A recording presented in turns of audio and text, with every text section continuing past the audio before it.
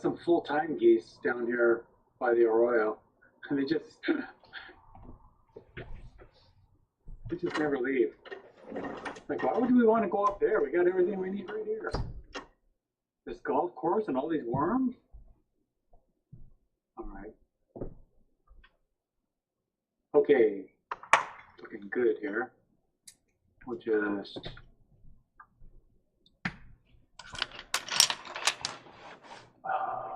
screen share.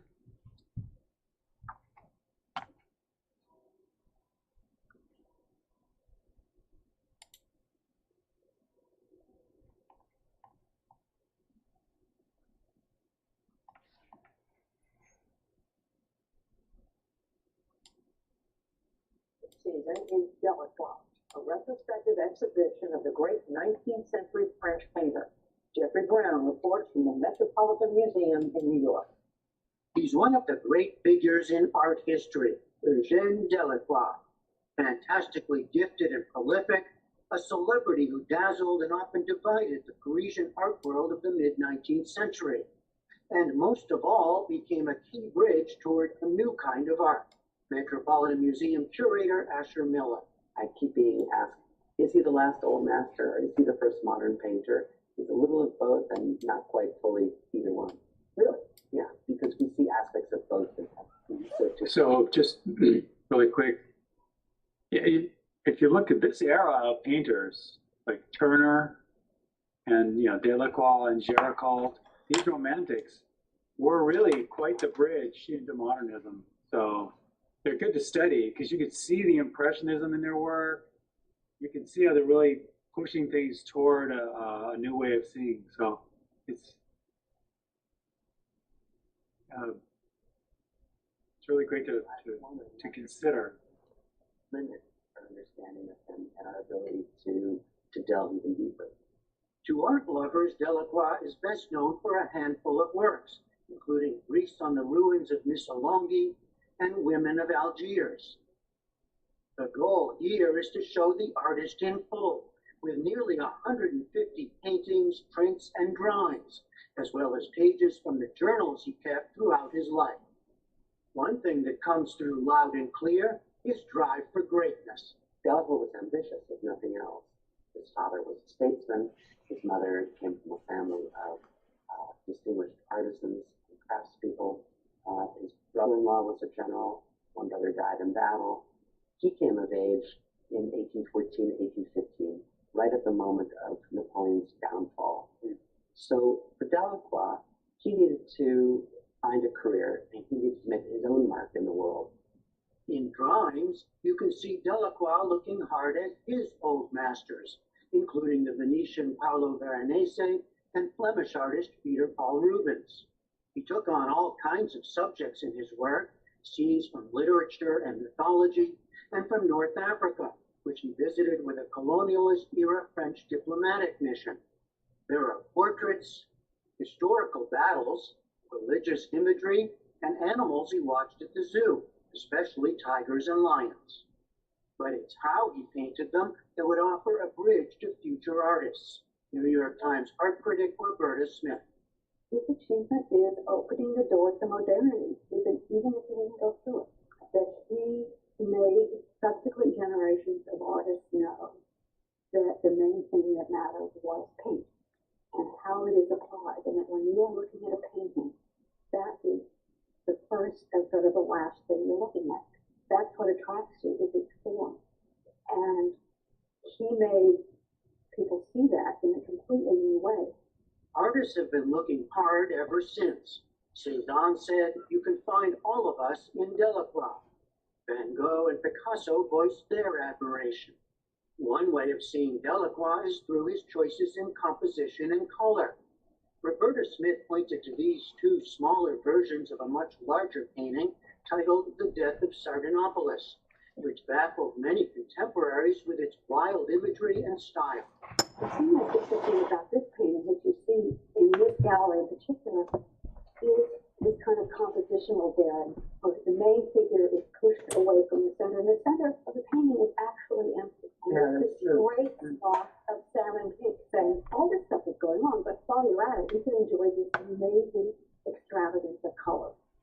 going to present to you.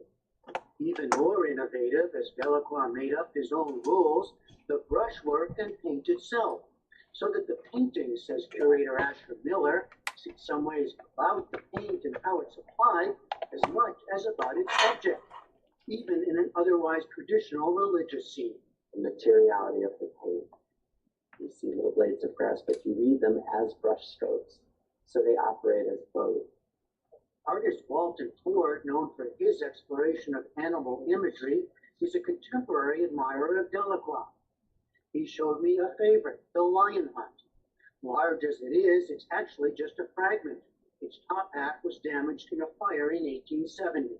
Even though he was looking at Rubens when he painted them, he's got brush strokes in here that look like they'd be comfortable in their motion, in the fur of the lion. Perspective and rendering, where, say, the lion's foot is actually in front of the arm that it's attacking that goes back into space. It makes no sense. It's impossible. It's an impossible thing. What he's done is something that later people like Cézanne and Picasso are playing with.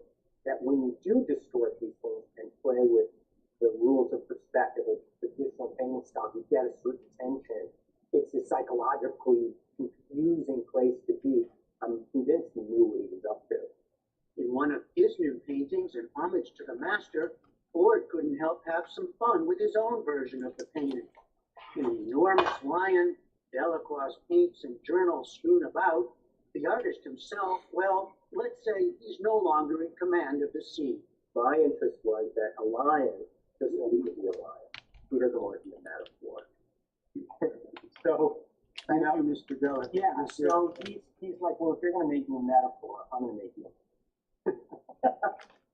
Art lovers can indulge their own appetites for great painting and a key figure in art history. Delacroix, the exhibition, is up through January 6th of next year. For the PBS NewsHour, I'm Jeffrey Brown at the Metropolitan Museum in New York. Okay.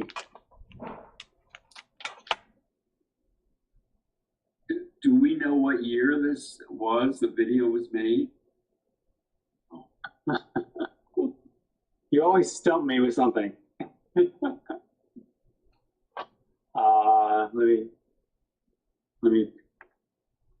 me see if it says anything. Well, Judy Woodruff looked a little younger than she does now. Oh, okay. So it was some years ago. It says January 6th, and it doesn't say any year on it. Nope. That's it. Okay. So Yeah, we probably could find out by looking up Delacroix exhibit at the Met in New York.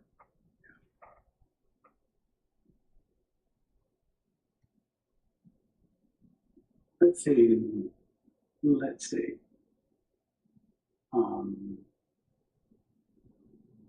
Let me make sure I'm on HD first.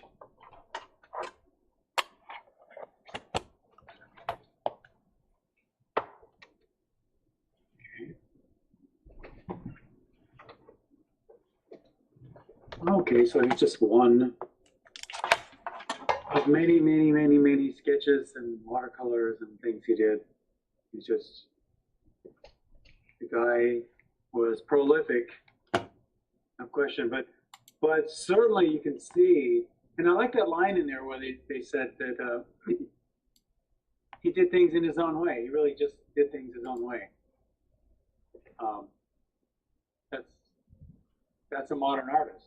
It's a modern artist attitude, and you see lots of the romantics were doing that, and that's what pushes the way into modernism, or paves the way. So he and Turner are clear examples of where the past was going, and where the future was looking back to for inspiration. So let's see. Shall we get into this? Let's do a little value study here. All right. So we've got some simple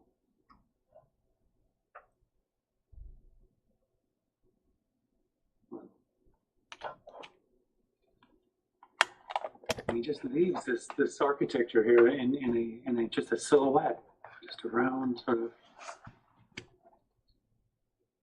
Over here too, just white buildings.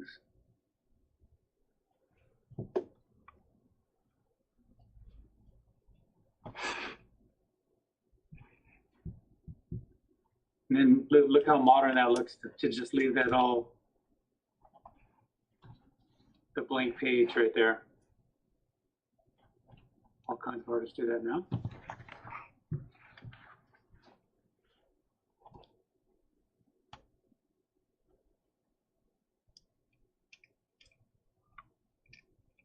So I see blue-gray in the background here. So I'm going to take the ultramarine blue.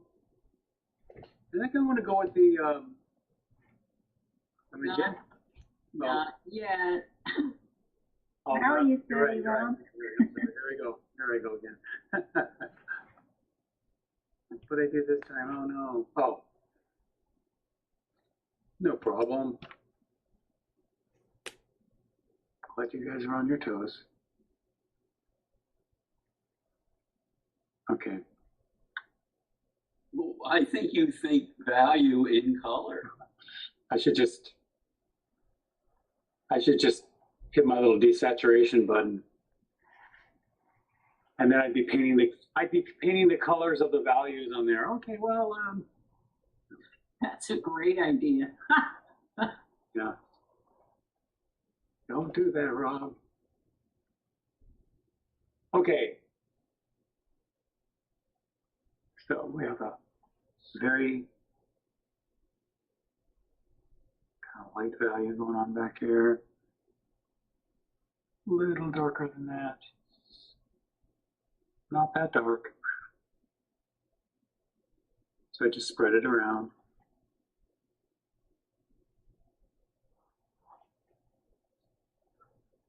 And you notice this is sort of dry brushing here, so I'm working pretty thin.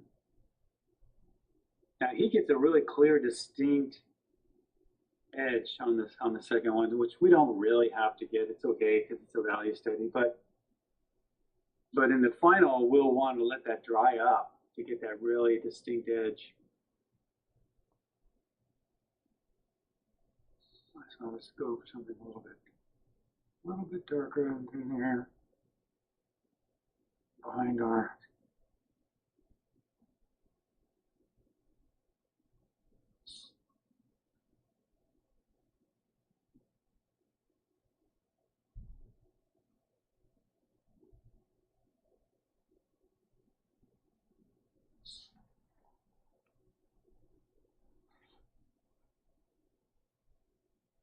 All right, so right behind our little building here.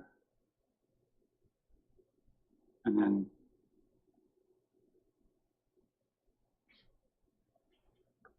we have another building back here.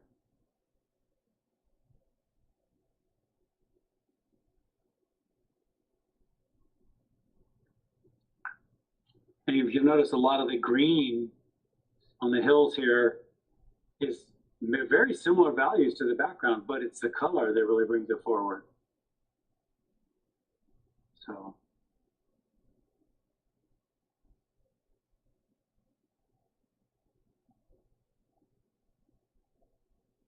Goes right around a lot of these plants in the foreground.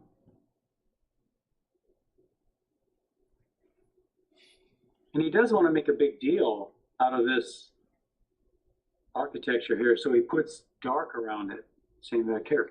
So we'll make sure we do that. And yeah, lots of light things in here.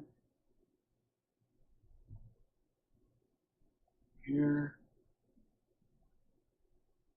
We'll go a little darker with some of this.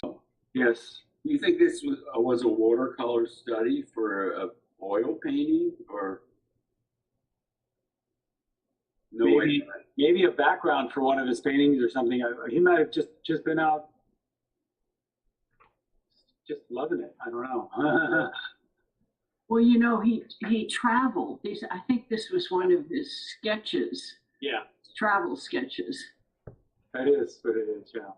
Do you have an idea where it is, Phoebe? Morocco. Yeah. Ah, Remember, he went on that expedition when we got those travel sketches of the Kasbah or whatever it was, the ones we did last class or 10 years ago. hmm. There's Yeah. a book. There's a book of his travel sketches. You can get one maybe used cheap. I got one that way. Oh.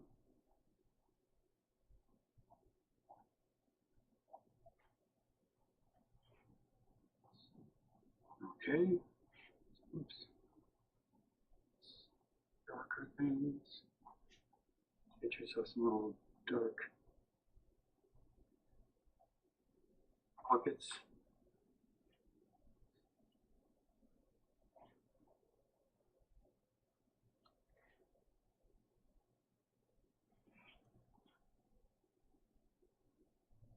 Marks at the base of this.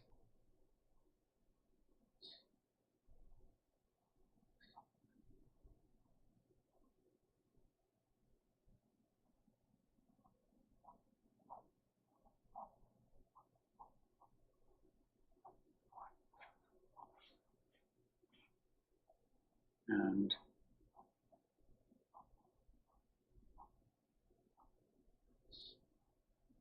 not quite as dark as these, but pretty dark back here to set off this. So that's why it pops. And we have little trees and such. He gets all Baroque with them too. Look how meow. They're all up and down. Their little hills going around.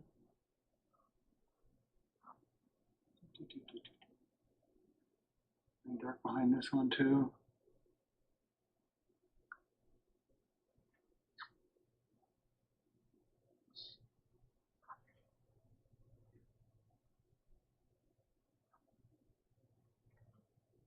All right. All right, there's a little.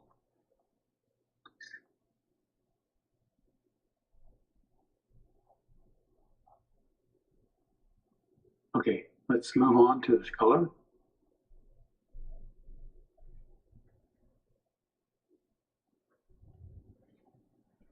Whoops.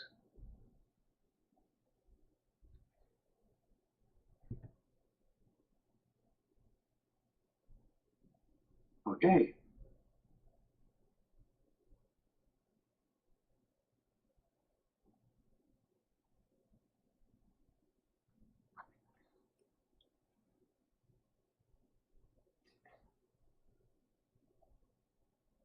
Around here, pretty high. It must be a big building with all those really small trees in front of it.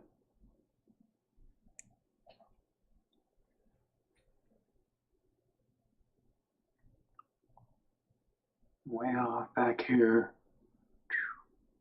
it just kind of falls off. You have another.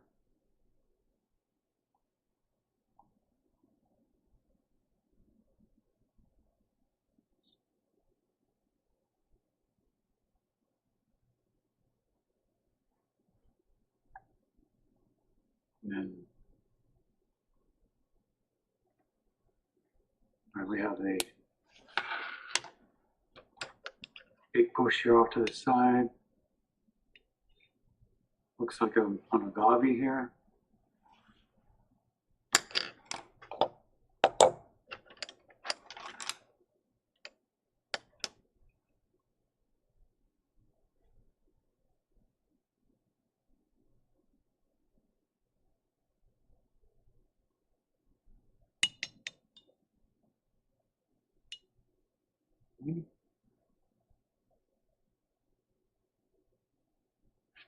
And now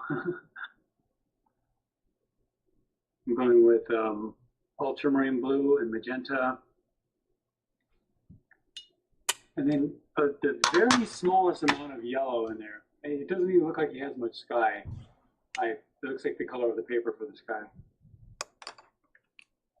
So, I mean, the color of that paper is warm. It's kind of a vanilla color. I mean, really, we could lay that down over the whole thing first, but I don't know. Do you want to antique your paper? You could. If you really want to do it, I mean, I don't think it's necessary. So let's see here. I'm just gonna.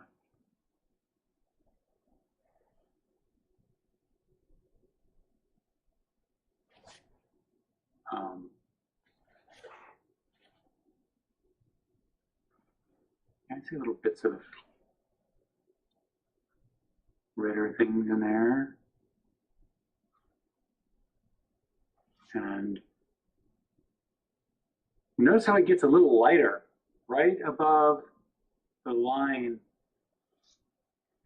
of the next top of the mountains here. It gets a little bit lighter toward the bottom of this mountain. So I'm just going to take that up a little bit with my, maybe not that much, but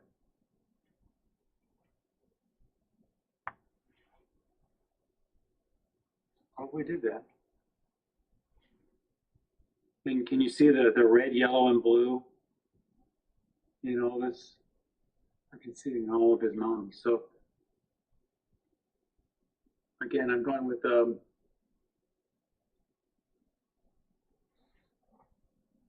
ultramarine blue and magenta and a little bit of cad yellow. How about lemon yellow? Lemon yellow might be better. It's a little bit cooler of a yellow.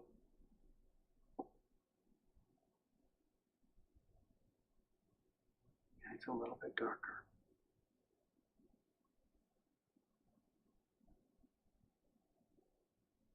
Yeah.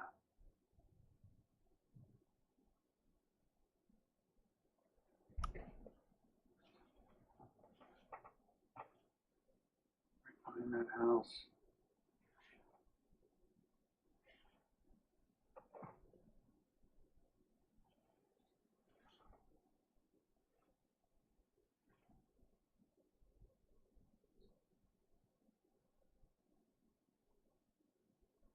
So, and just a little bit of, I'm throwing a little bit of magenta, a little bit of the yellow in there too. Just touch it in there. That gives you all the little variations. He's doing it a lot with the grass here too. See all the greenery. So I'm going to use the Prussian blue on the grass.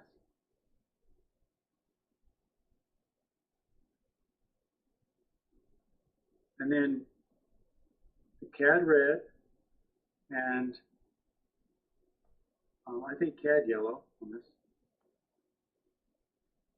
That's what I'm going to do.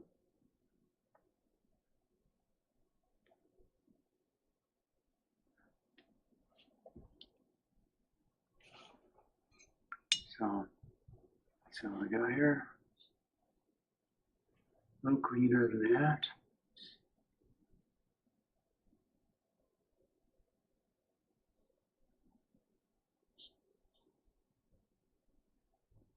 You see all the little variations in there? Usually what I try to do first is just cover it like this. Just get some coverage. And he's just avoiding leaving it.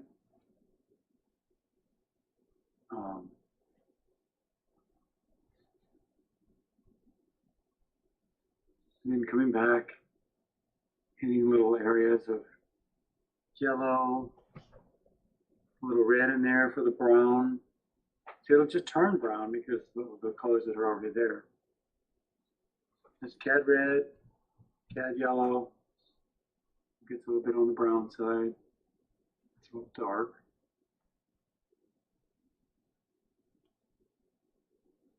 So I just kind of absorb it up.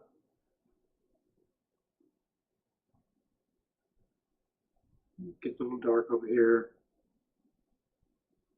Come in there with a little bit of Prussian blue.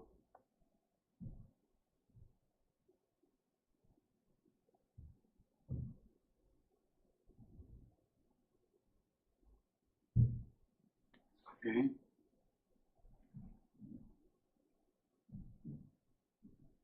And just slight yellows in there too. Knowing that this is all going to dry later.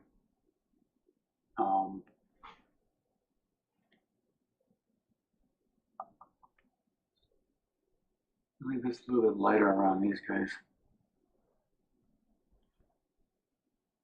And just pull that up with a dry brush. Just pulls it right up.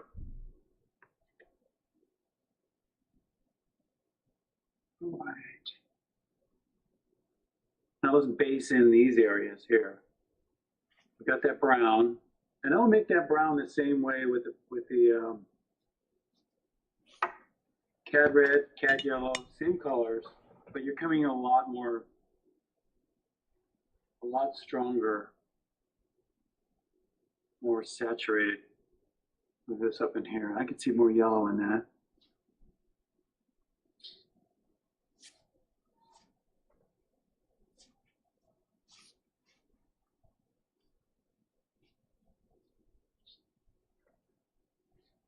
Just kind of works its way up. And I see a lot of the same colors in here, so.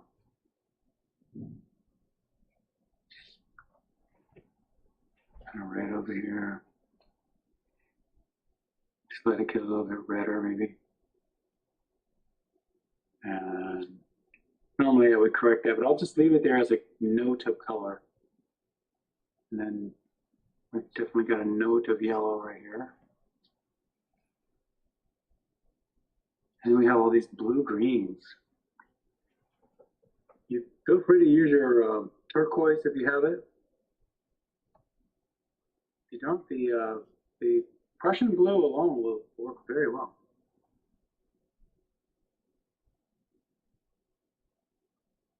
Let's see. Oops. No. It's a good color. Some of these too.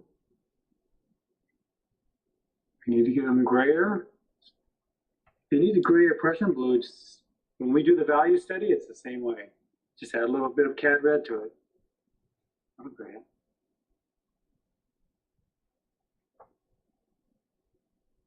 And then for some of these darks around here, I'd go with the cad red and the Prussian blue again,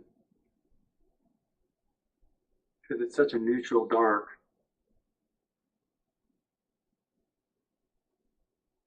Come up in here.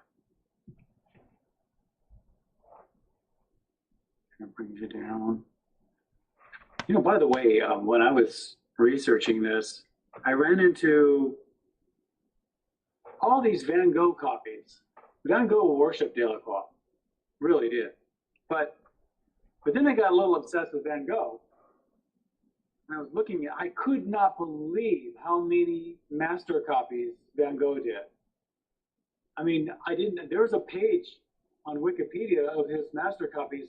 There's like 30 of them. And you know the great thing about it? He does them in his own style. You never, like, you see who he's copying, you know the painting, yet always has his own style. So, such a, no, that's, to be doing that then, first of all, I had to have done it in full knowledge of what he was doing. Because they just didn't do that back then. It was always to emulate the style. But to leave your own behind, I mean, really, I don't know. I always got that out of classicism. And that's not wrong either. That's not a criticism of classicism. It's just an observation, really. So something to note. That's what a modern artist will do. Is it the number one thing on a modern artist's mind is their style, their way of doing things. And so learn all you want, but don't lose that.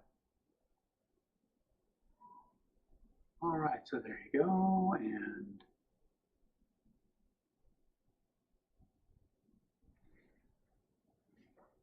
see how the darks really give it some importance. You obviously wanted some importance on this. And then even this little guy way back there.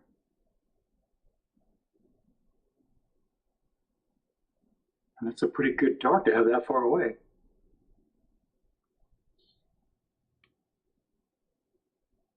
Palaces of Algiers or something.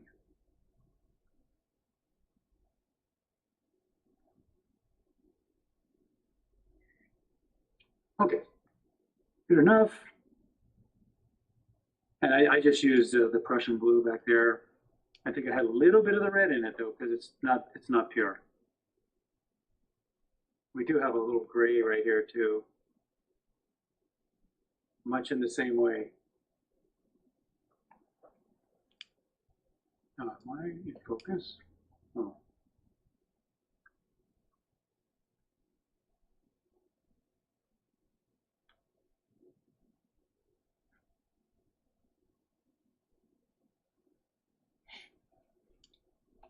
All right.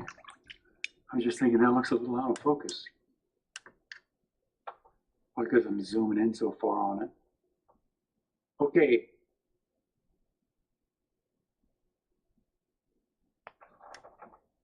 You know what? It is out of focus. It's out of focus? Yeah, a little bit. Doesn't matter. I mean, I'm trying to move the camera a bit. Okay. So, I don't think I can see. I usually use a card or something. I can't get it in better focus than that. It's really zoomed. It was zoomed in like 350%. See, that looks way more in focus, yeah. Okay. You know what? Just really quick, before we get into it. There we go.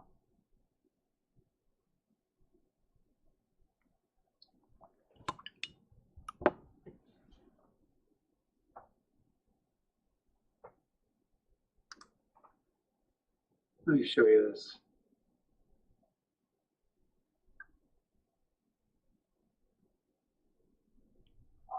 Oh, there it is.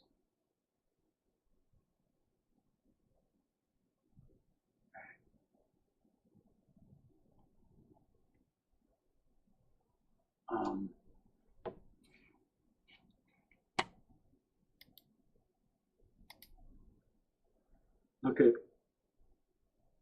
and this isn't how I saw them. There it is, there it is. Look at all these copies. So, you know, all these Delacroix,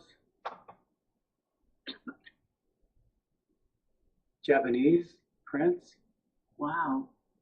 But look how he, okay, this is a Baroque master, Jordan's here. Now, look at the way he interprets it. He never loses his style. There's Millet, he worshiped Millet. Millet is one of his, probably his number one favorite, I think. Or, oh, see what he does with them? Yeah. Here's Millet. See, look at that. Oh, wow. Look how he never, I mean, he just injects his own style, yet allows himself to be influenced. So do you think he was being influenced by the composition? Or? Yeah, on the subject. Mm-hmm. But there's a great one.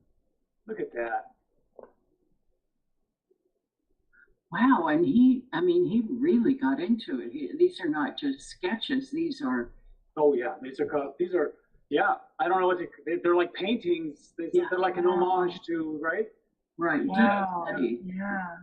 There are a lot of strokes in there. Beautiful. I just like to. No, I don't want to get on too much about on a tangent on Van Gogh, because it's easy to do. But look at that. Now let's look really quick at. It's way back here.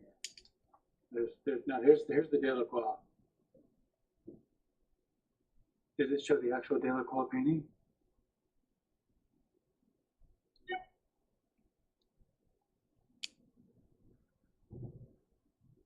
This is a Van Gogh, right? Yeah, that's Daumier. They didn't show the Delacroix that he did it after. Yeah. So anyway, I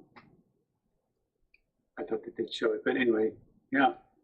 Anyway, really love Delacroix. Look at that! Wow, amazing.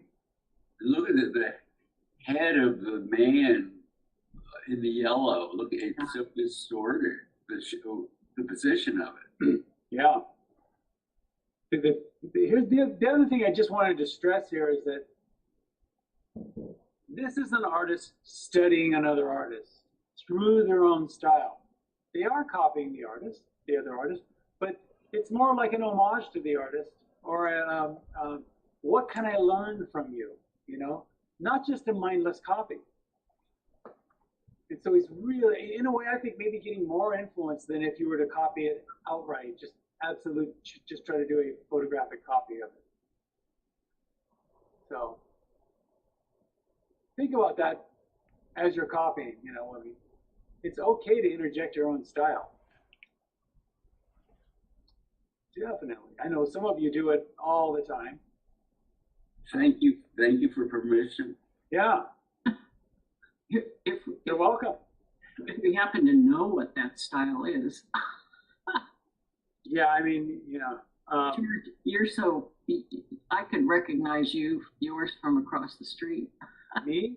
Yeah, no, George. Oh, George, yeah, I was gonna say. I don't really have one like George does. Thank you, Phoebe. It's probably the opera. The opera. You have a whole place on your palette for opera, eh? We should just call it George. Yeah, it has its own tub or whatever you call those spots on the palette. I forgot what you call those. Tubs. Makes sense. Little Pan. hands. Okay. Now, where did that ever come from? I remember the first time I thought that pans. What are they talking about here? I don't know. I don't see a pan anywhere. Okay. Okay. So let's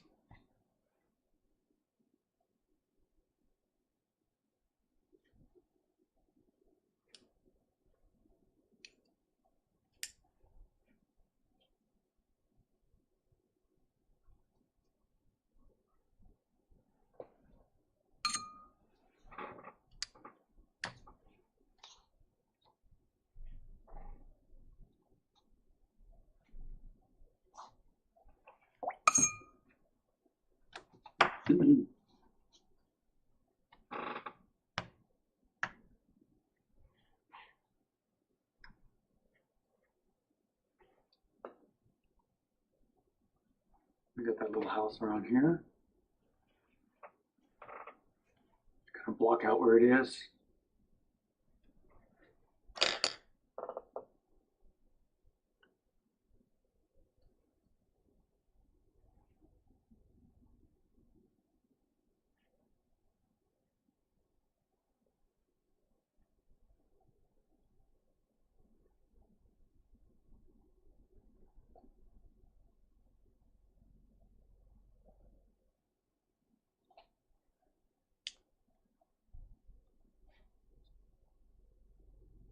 Could even be a little larger than this.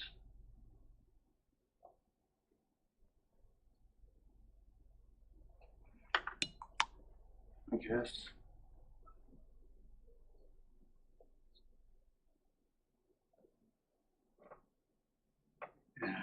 have a little.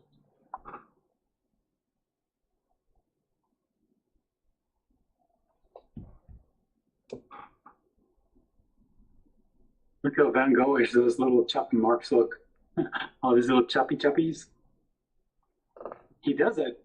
If you look at, if you look closely at Delacroix, he does it all over. You just have to get into them because sometimes he works really large, so it's hard to see. But yeah.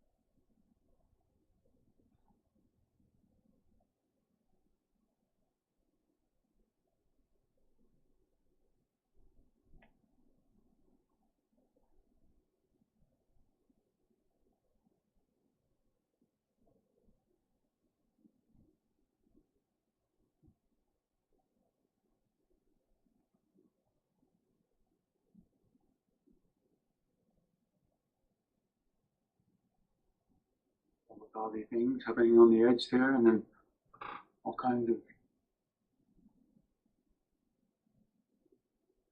others, and then the yellow right here.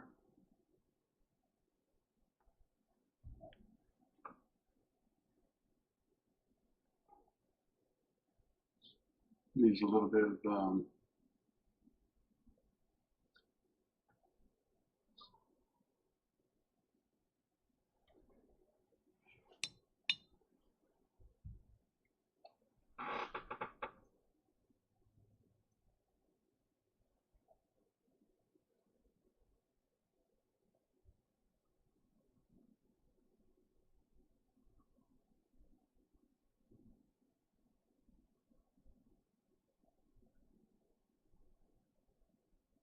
now for little doors and little windows, things like that.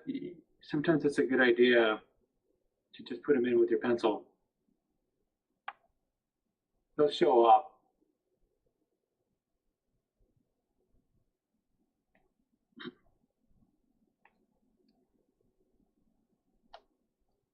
You can get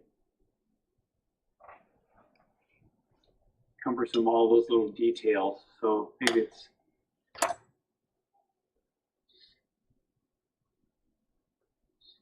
it's better to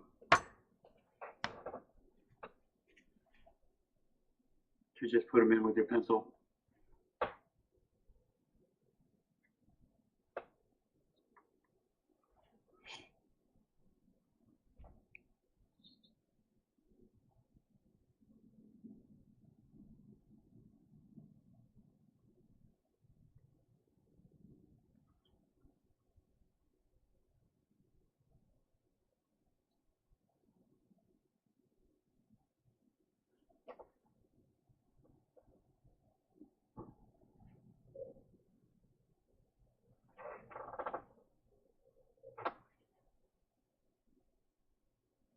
About right? Yeah. Okay.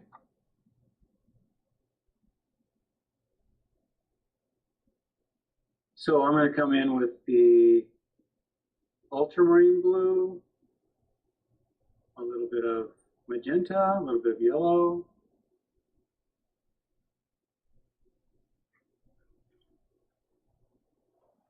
Let's just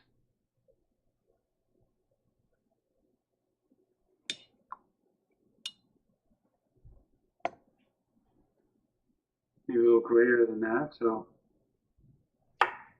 kind of mix them all up.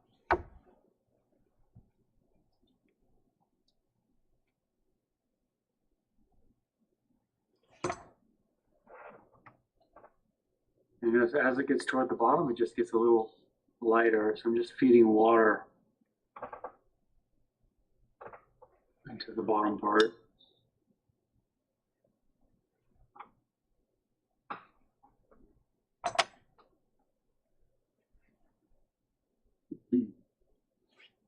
And if I put that in there now, it's just gonna bleed. So we'll move on to another area and then come back to this.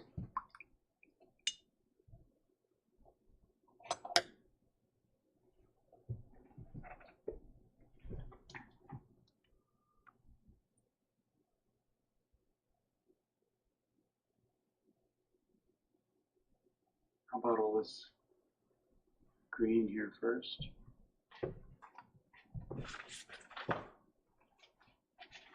So Prussian blue, a little bit of cad yellow,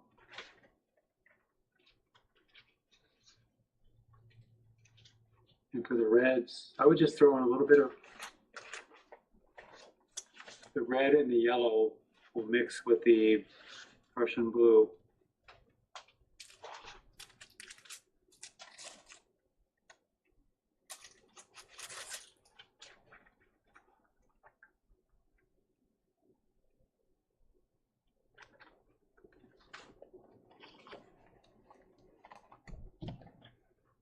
Push that up over there.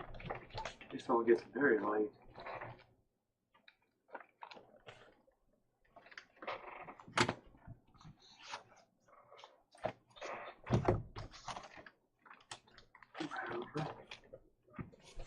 These sort of yellowy, browny things.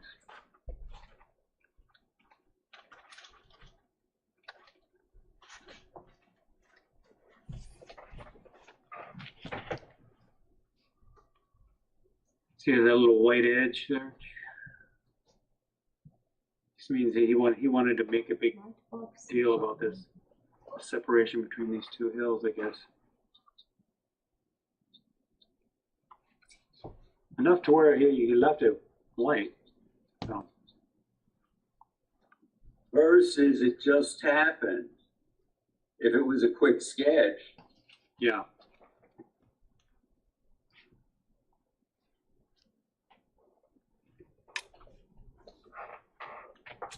Yeah. Excuse me, what was that top green? Prussian blue and what? Cad yellow. Can that's what I think. Sure. Prussian blue, cad yellow, and some of those reds in here. Just kind of coming in through them. You want them to be a little more orange. You can just leave out the green so much. Pretty light back here.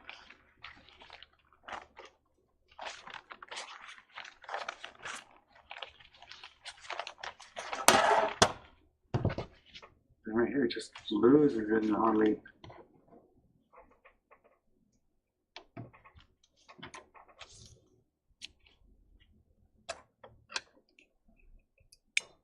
And so, yeah.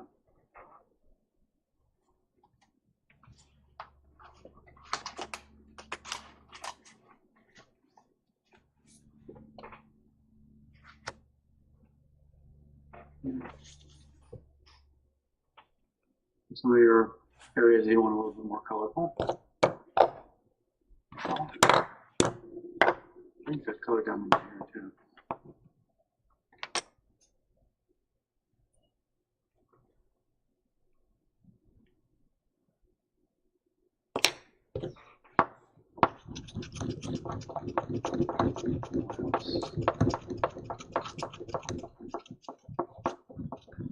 Now I want to go, I'll let this sit a little bit and go into this mountain here. I think this should be a little bit lighter right through here. I'll just blow up that. Okay. So,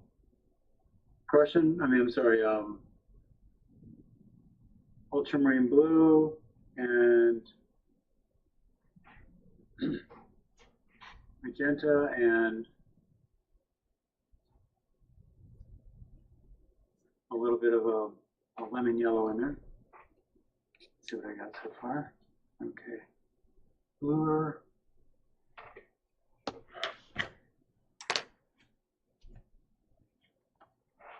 Maybe even bluer.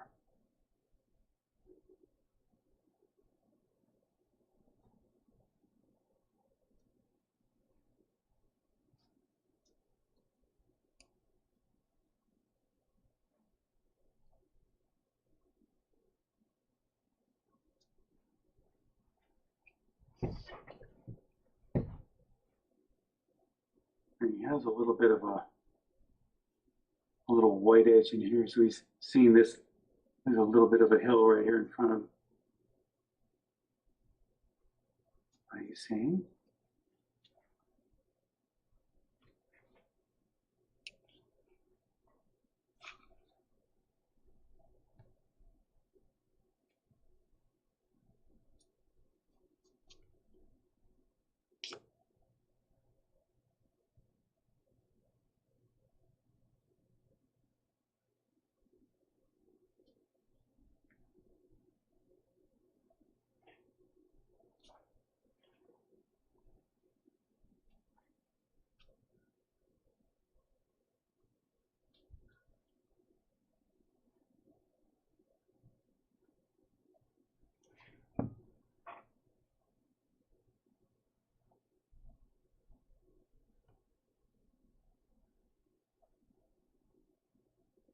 Oops, right over my white blouse.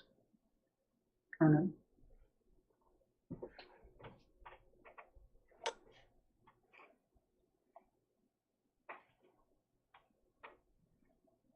If you need any variation of color,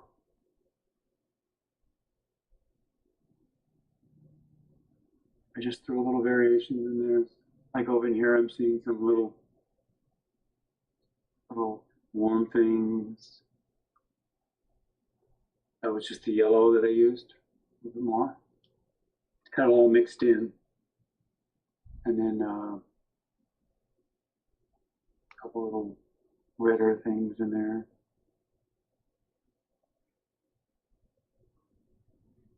And then he comes up in here and does it again.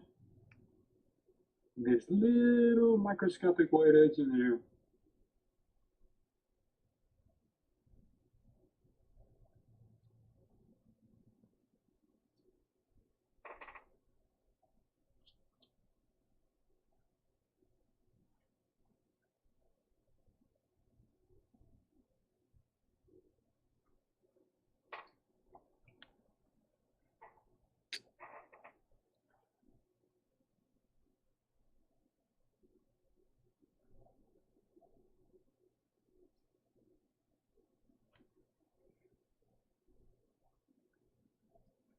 There's a little red in there, or something redder in here.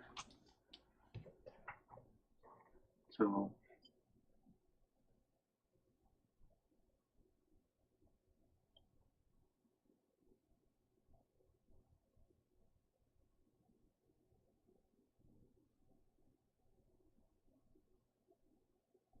okay. Well, my background really dread light.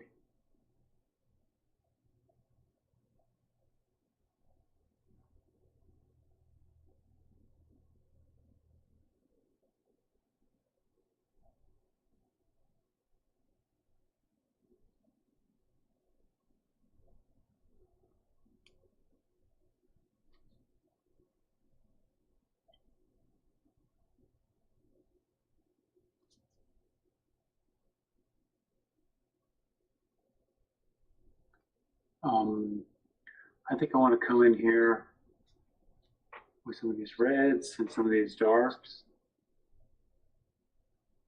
All right, so the red is just cad red and cad yellow. And make it an orange.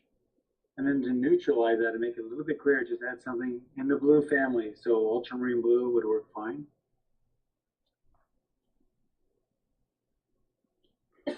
Other blues would work as well.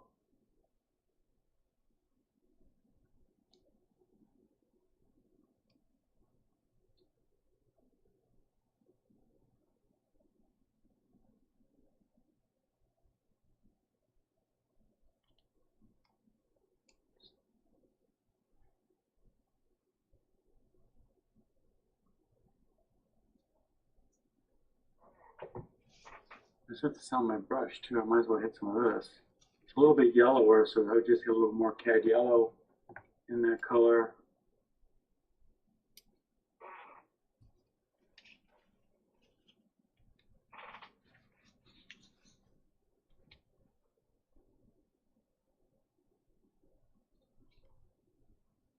I think he's working on a little hotter pressed paper, you know, like the kind in a moleskin. That's fine. Get a little bit different texture.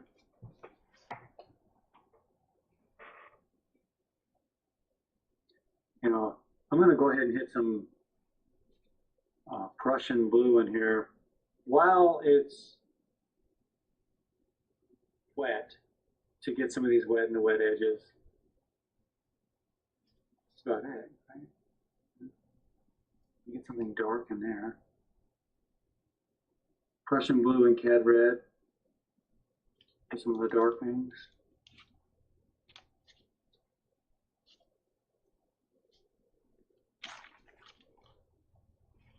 And I'll just use a little water.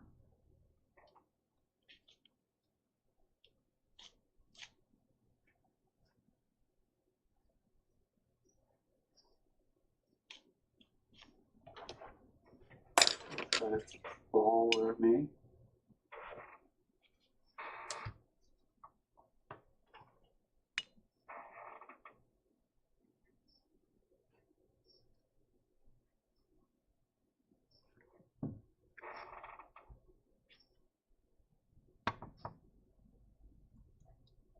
And sometimes before I hit all this dark, I like to hit my leafy things first and then work around them, because it's better.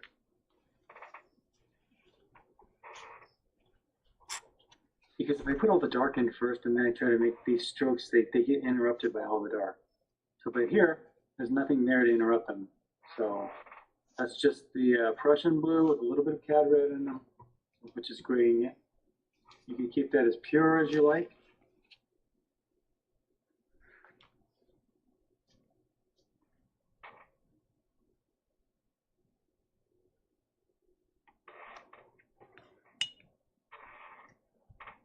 And here they just get kind of lost.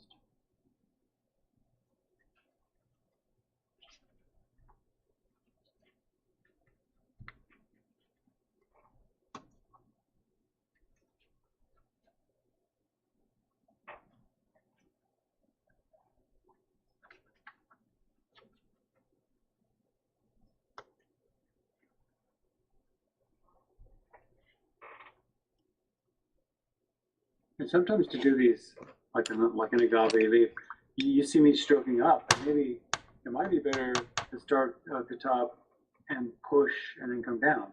It's hard to get that tip though, isn't it? So there isn't one way to do it.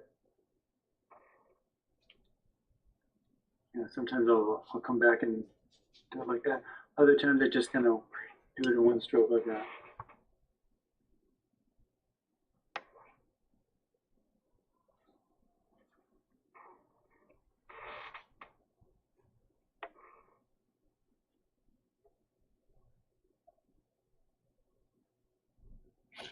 It's going to be a little larger.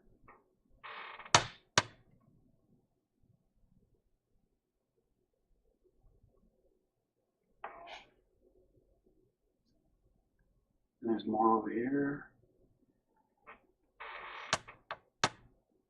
right beside it.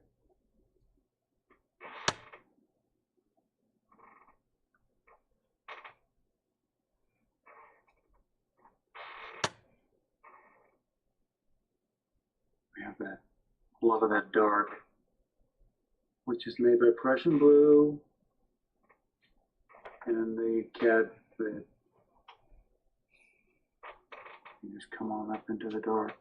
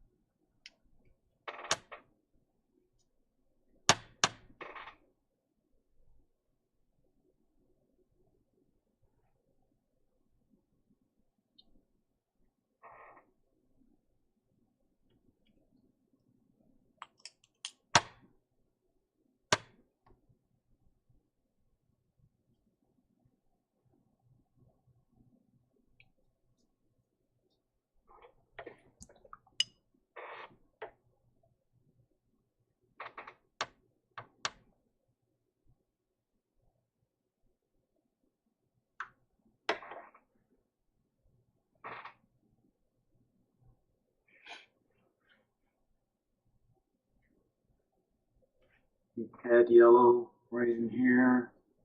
Oops. A little green on me.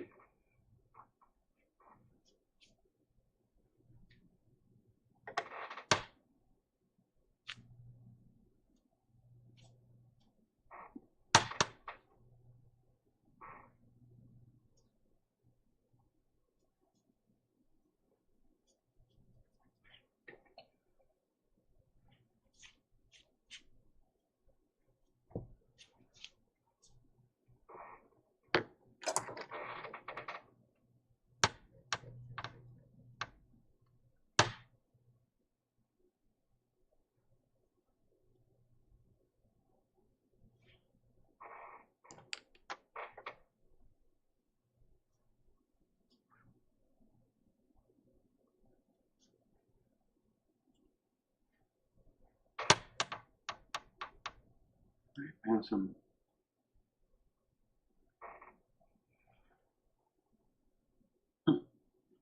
little outlines of a little plant here. Some succulent or something.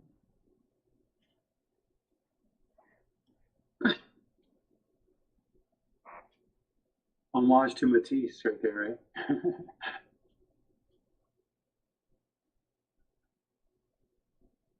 I didn't even look at his line work underneath this. Wow. He just fires them in there, doesn't he? No, a lot of my, excuse me, ground is dried pretty light.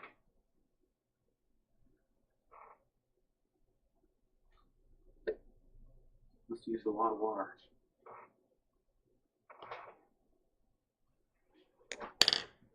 Now, I'm not sure he actually came over this again here, but I'm going to come over this again first with a little bit of, just a quick little glaze.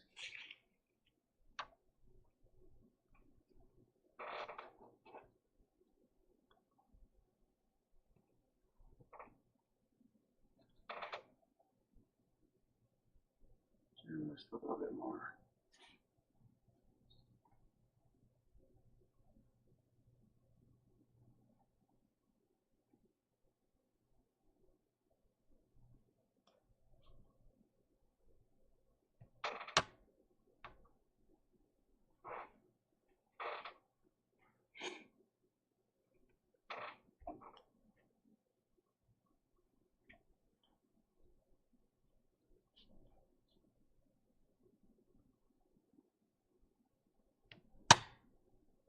Okay.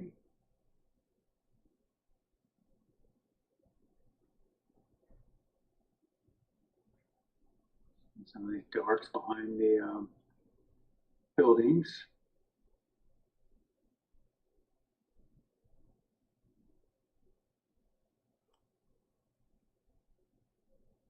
And again, I'm using the Prussian blue plus cad red.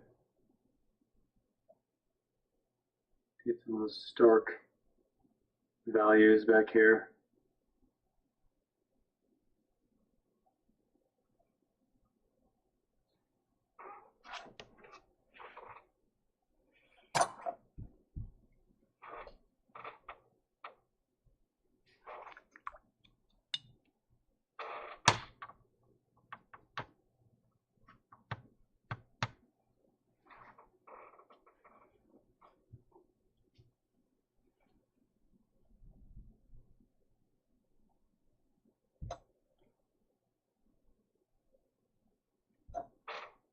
Don't get too dark too fast. That was pretty dark.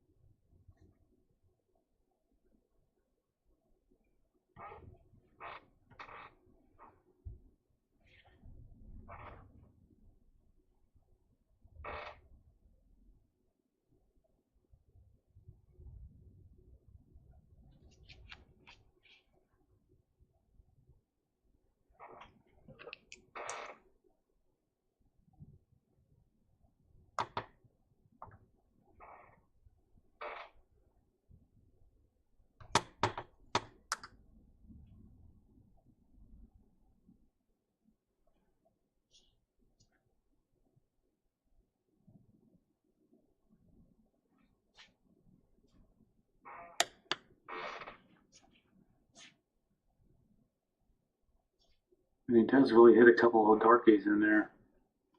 Oh, he really wants them to stand out there. I'm just holding my hand in front of the light so you can see how dark it is. Smack it there. He hits a little bit in here.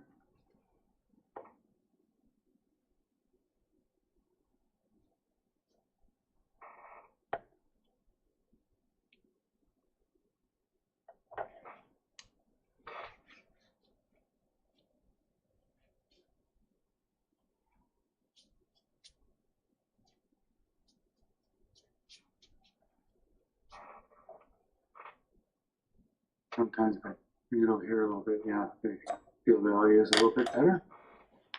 And let's see. All right, some of those, some of this.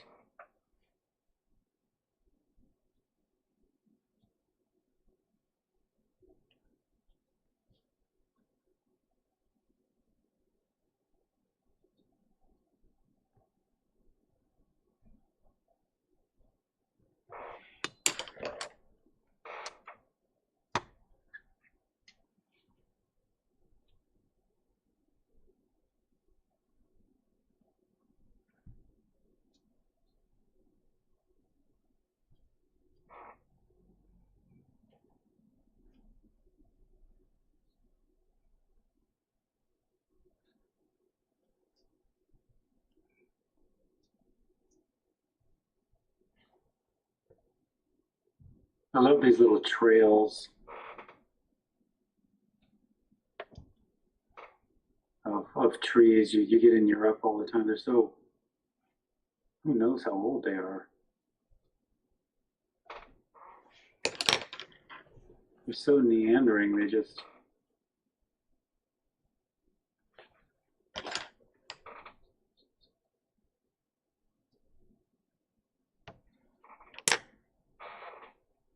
they're not as artificial as ours are.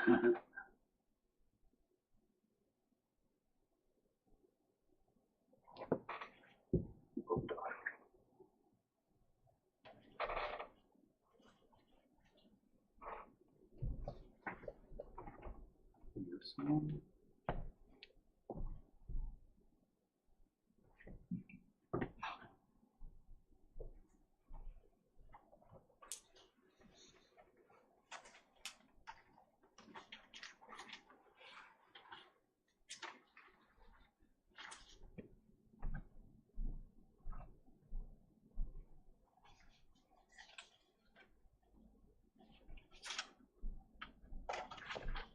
Some white, blue, green in there. Right in here.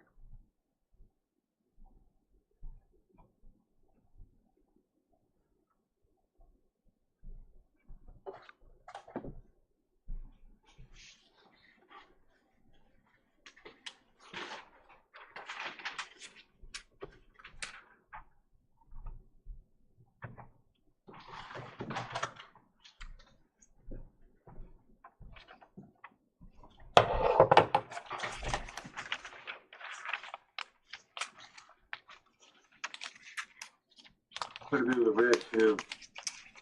Sort of a reddish brown. So again, I take the cad red, cad yellow, I make an orange, which is, you know, probably too orange. Really, not bad actually. A little bit yellower than that. I'll just add a little bit of water to it. Get some of these colors way off in back here.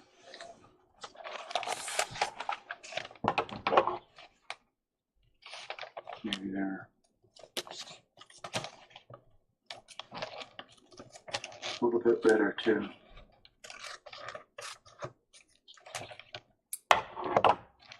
These areas. Maybe I'll just take a little water around the outside of them.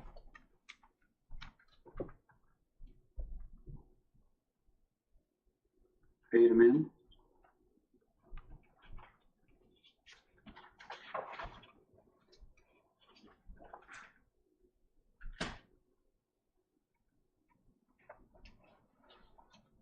A little more green in there.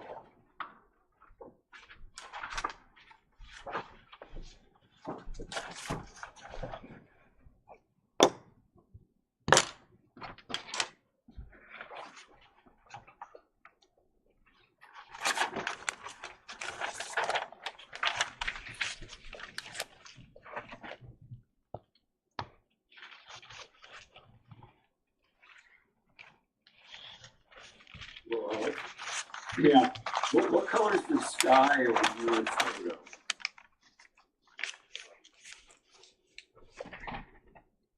I don't have any paint in my sky here. Yeah, on the photo that you're referring to. You see, it's about the color of his paper. If you look down here, Oh, okay. it's probably his paper, but I mean, you can put something up there. You want to put like a vanilla color? Again, I would just take the red, yellow, and blue, mix them together. Make sure there's a little bit more yellow in it. This will gray the color.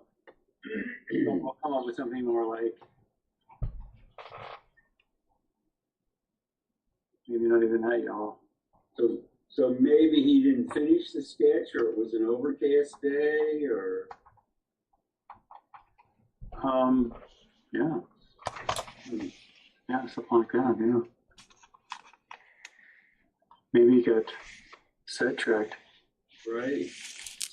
by a camel. Yeah. Camel sneezed at him.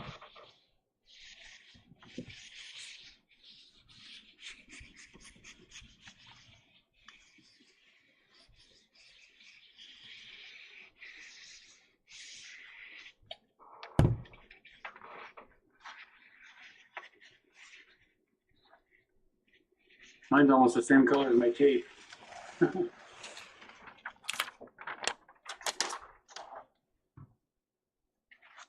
All right.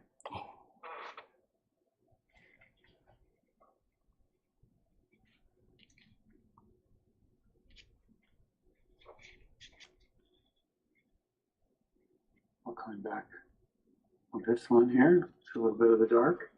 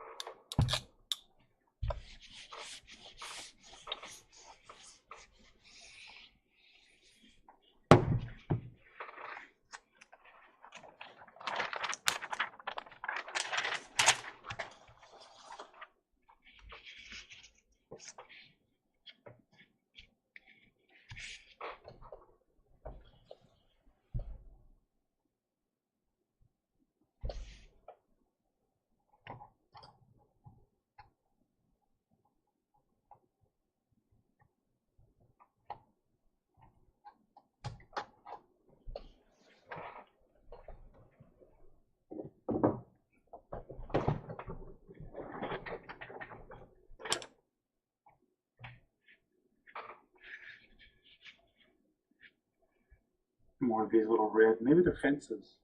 I don't know. Or tree lines or something.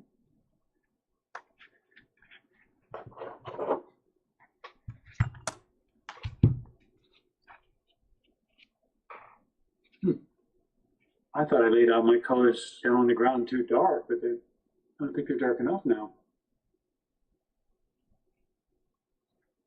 It's funny how when it dries, how much lighter.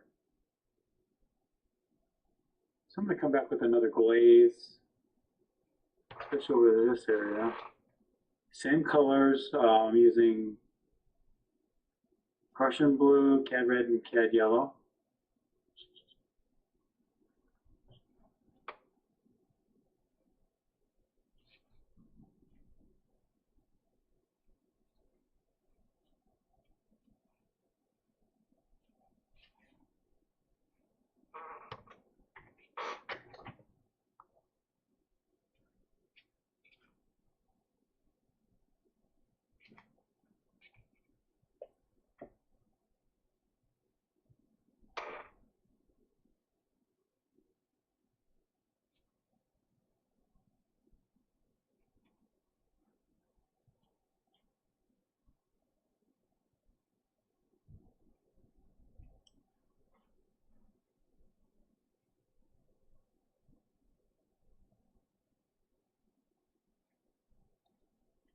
Very dark in there. Right here.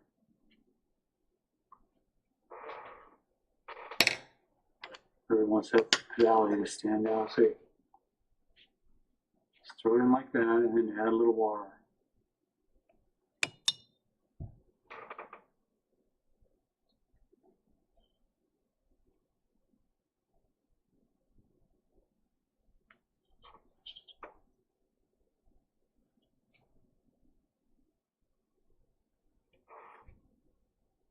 A little bit of something browner up here.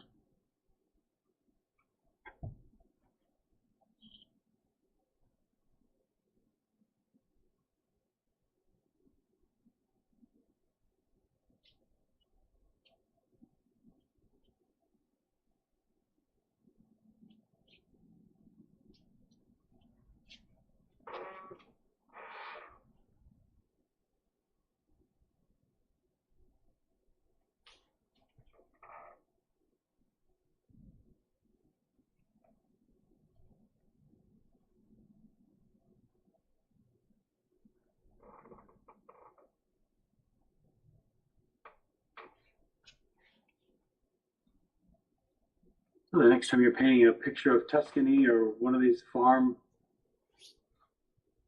countryside type paintings, there's another way to handle it. Remember we did the one with Hockney? Patterns and patterns. Look at all these little chisel marks. I haven't even hit like half of them yet.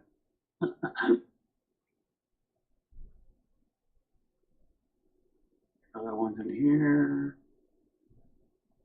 Some darks in there.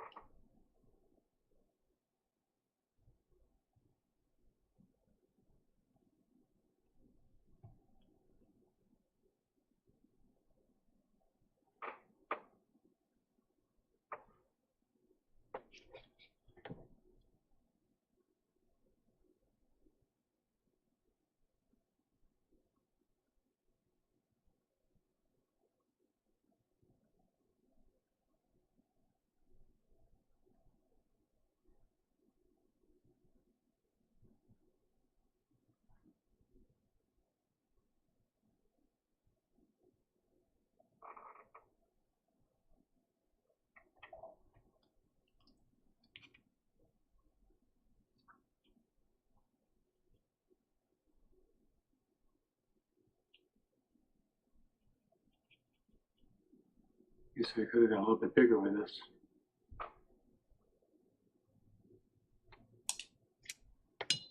Let it dry up first.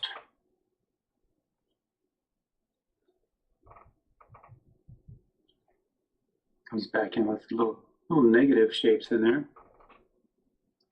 Cuts back into it.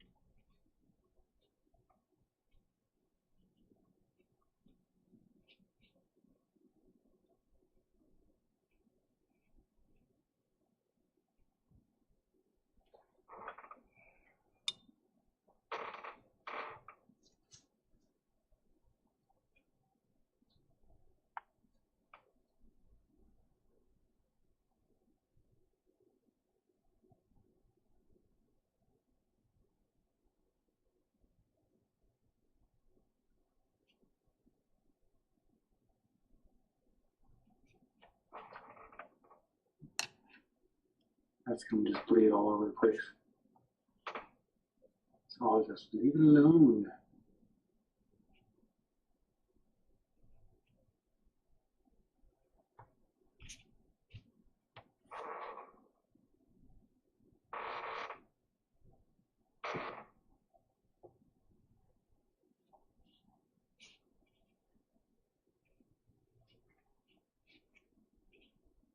And it almost looks better when you do it like the comp, because he's really just throwing these things in there.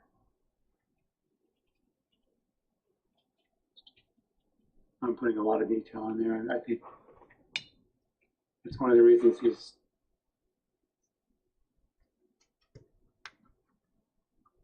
on the other hand, to get all this though, he had to really play with it for a while, so I don't know.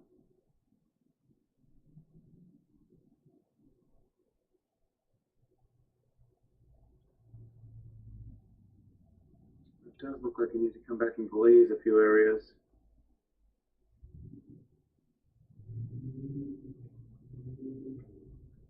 Maybe wrap in there a little bit.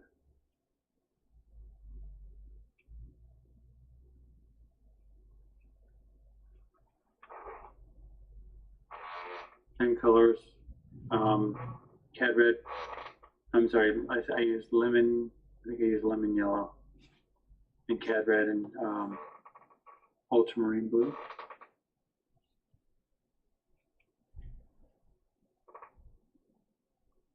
This gets a little darker.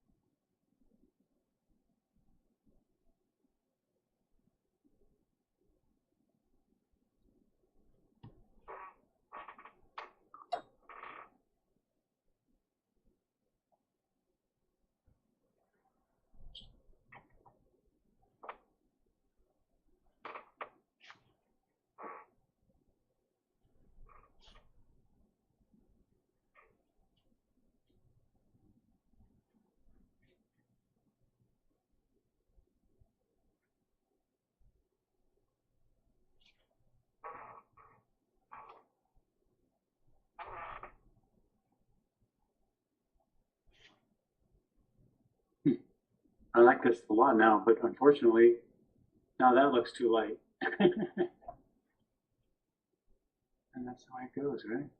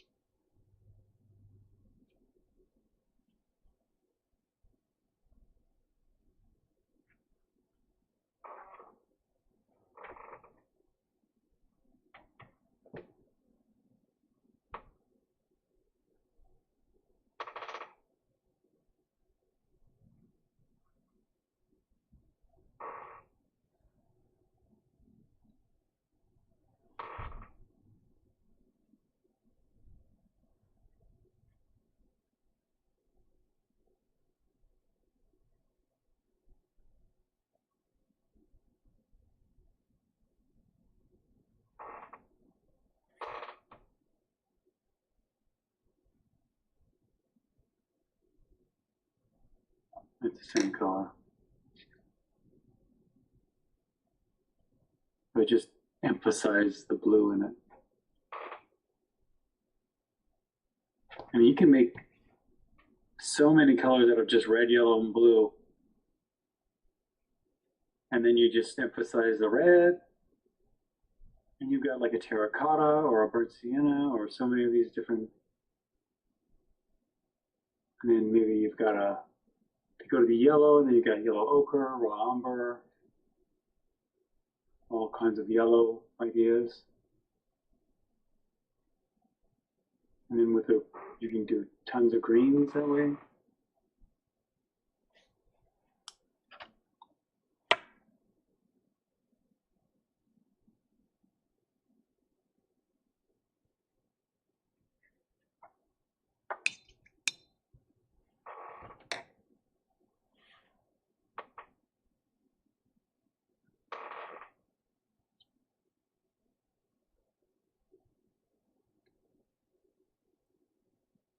You'll see his drawing, a lot of it.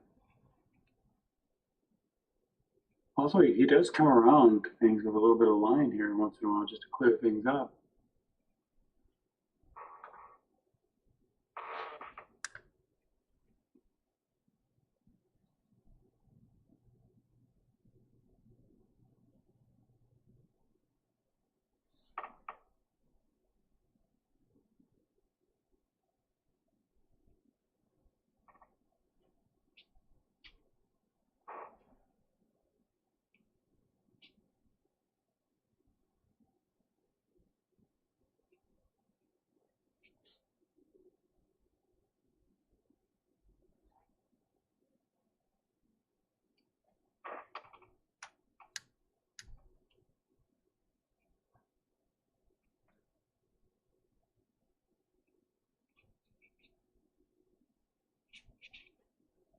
I can't tell if you did the downstroke. Looks like a down. Let's try an upstroke. Get a little nice tips with an upstroke.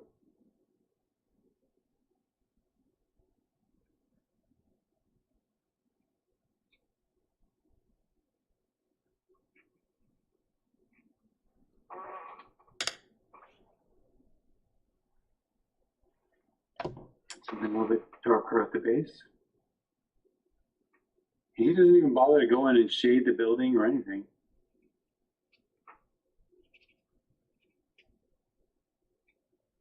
I think it just makes it stand out for a little bit. That's what he wanted.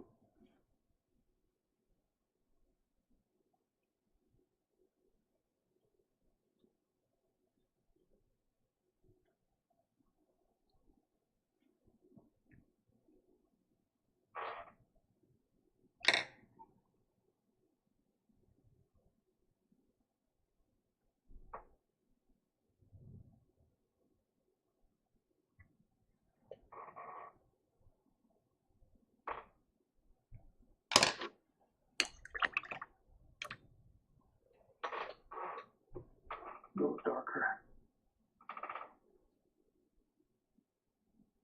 This with water.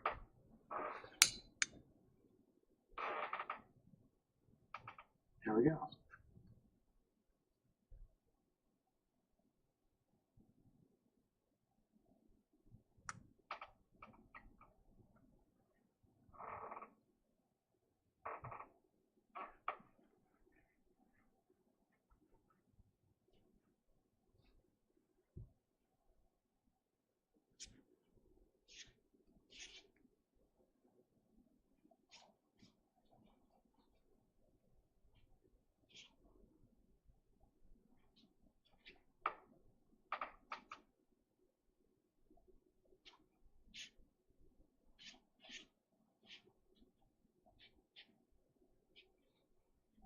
A bit of dry brushing for texture.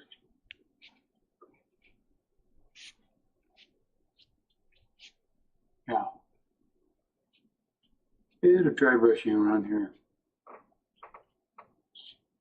All of this.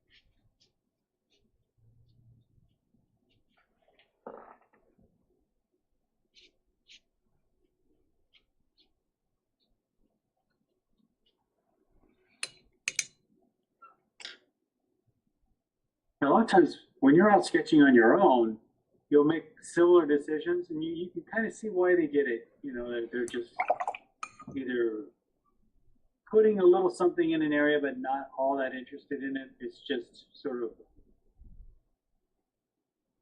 like a filler color, like around here, let's say, in the background. And maybe you're doing that to give interest to your interesting areas. So,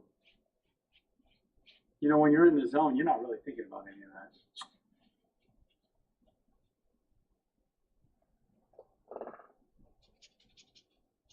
Sometimes later, though, it's kind of neat to look at them and go, oh, yeah. It's almost like you're an observer.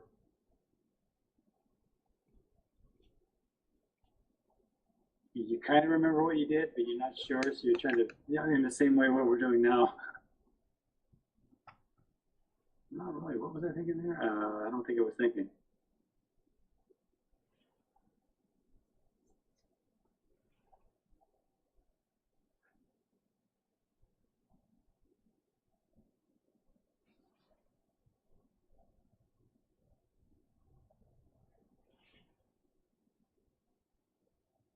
Okay, a little bit darker. All right, guys. Let's see.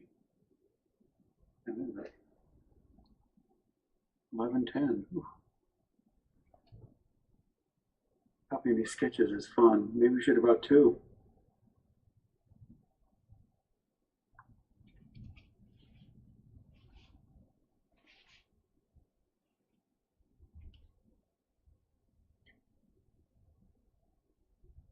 How does he get this rough stuff on the mountain? You know, in the background mountain, he's got a lot of modulation back there. I wonder if he's doing that wet into wet, or looks like it.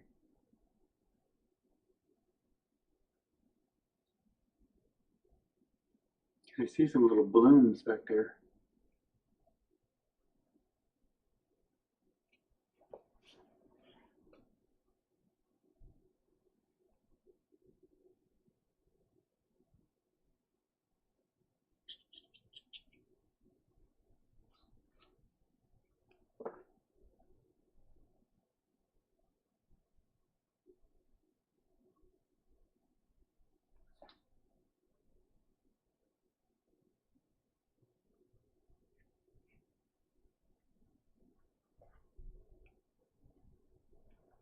Now you can really see his pencil drawing, and he doesn't pull any punches. He's really bold about it.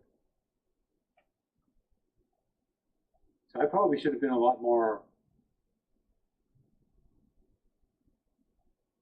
bold with those lines. I mean, you could come back and put them in if you like, but I don't know if it's necessary. Just note that some artists they really like to show off their pencil drawing. Let it come through. It's got that carefree look to it, like it really wasn't done for show necessarily, just mainly his own notes. Yeah. When I first saw the picture and the free form of the vegetation in the front, yeah, I just thought it was very modern. Yeah. Then when the name was Delacroix, oh my God. Oh, yeah. That's why I tell a lot of artists, because constantly I'll talk to artists and they'll say, "Oh, do you know about this person or that person or this person?" And I'm going, I don't. I'm sorry. And they're like, "God, don't you read the magazines or pay attention to any of this stuff?" And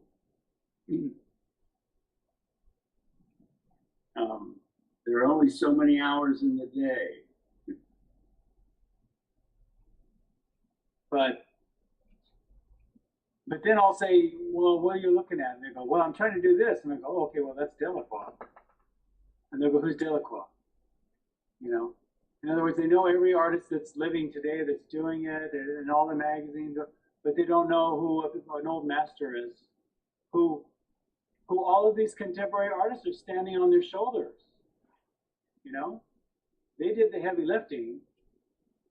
And then you're looking at the person who gets all their knowledge from the heavy lifter. Maybe you should look at the heavy lifter. That's what we're doing here. That's why I don't really think about artists too much. You know, I mean, I know some artists that are living and all, but yeah, ask me about any period of art. We'll talk about the masters and the theme of what is it to be a Baroque artist, or what is it to be a romantic, you know? I mean, if you know that kind of stuff, I think it frees you. You can see I mean, why not just go to the source? And then when you go to that source, you'll find that, let's say Van Gogh, then you'll find that, oh, Delacroix influenced Van Gogh. Oh, Rubens influenced Delacroix. Oh, Tintoretto influences Rubens. What's the thing that they're looking at? And if you look at all the artists that I just like, there's a vein of artists right there that are linked very much in a in a feeling of abstraction. So if you look at Van Gogh, it's the curve to the curve. You know, they'll do this curve. You know, it's so hard to say. It's this. Van Gogh is this to this to this to this, right? And where does he get that? Delacroix. Okay, who's doing this to this to this to this? Boy, Matisse does that all the time. Sure. I mean, lot of artists. Matisse really looked up to Van Gogh. So there you go. So you see how it goes. Let's just say, you know, you have Van Gogh here, and you have Matisse here, okay, and then you've got the chain. So you'd be Delacroix, would be Rubens, and then Tintoretto. They're all doing it. It's this. It's the curve versus the curve. You'll see it in all their art. It's a continuous thing. And I could show you modern artists today that are doing that. And they're very conscious of these artists. So I look for these veins of artists.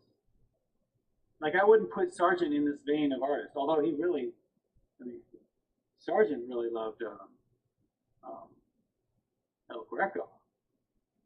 So they're doing this very sort of elegant thing, you know, the bloat and the pinch.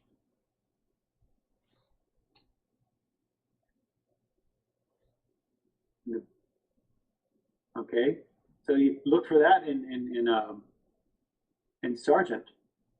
You'll see what artists influenced them on how it continues down through the vein of art. You'll see stair stepping. Many artists do that kind of thing. So they'll have a form, and it's the way they achieve form. Intuitively, you'll be attracted to certain artists. And if you wonder why, look for the abstraction. This is what the abstract artists were trying to tell us. This is when you realize that it is all about the abstraction, then when you get to artists like, I mean, Jackson Pollock is literally doing this with abstraction. Can you see his? It's all swirly. It's all this. You know, and he got it from what's his name? Benton. Thomas Benton was his teacher, and who's clearly a very influenced by all of these artists, especially like Rubens. You know, it just goes on and on. So the more you study it, see, that's what I've been totally obsessed with for, well, since since I met Harry Carmian and Vern Wilson at Art Center, which is like the late 80s, that's how I study art. And you could probably go back further. It's hard to get past like Byzantine or like Giotto in Gothic art or whatever, because they just were, they weren't dealing with form really as much. I mean, really dealing with flat graphic shape, it gets just really primitive there for a long time. But if you could pick it up again with some of these Roman artists, oh my gosh, I have no idea where they were.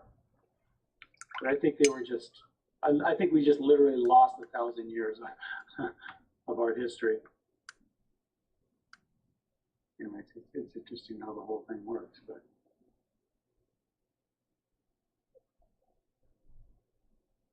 the connection is terrific. yeah. And, just by Delacroix's birthdays, he was born in 1798. Of course, that's right at the cusp of a century change. But when I see someone born in the 1700s, I don't think of anything modern. But he lived to 1863, and so he was bridging. Yeah, he was.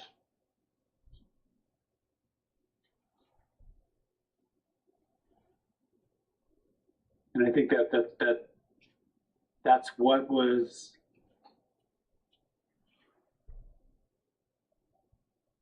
going on at the time, and he just quintessentializes it, really. But he had to have a lot of self-confidence too. So maybe there was family money in there that gave him the confidence that he didn't have to really make a job at it. Yeah.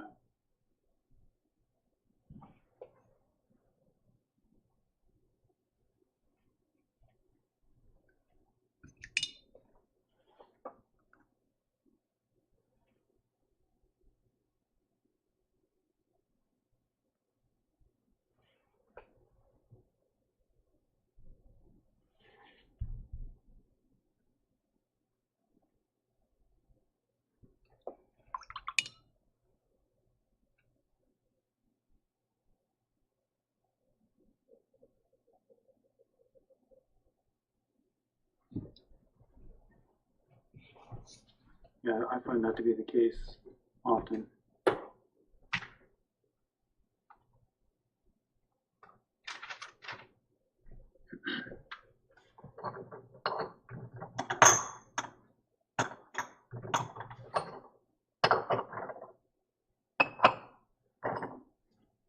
All right.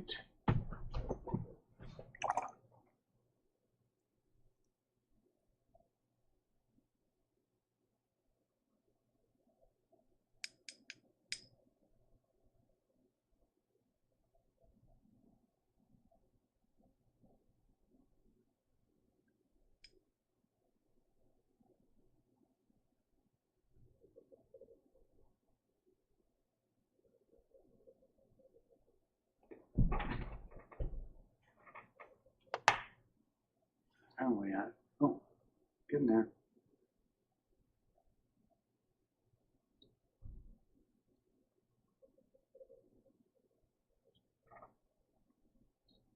All right, so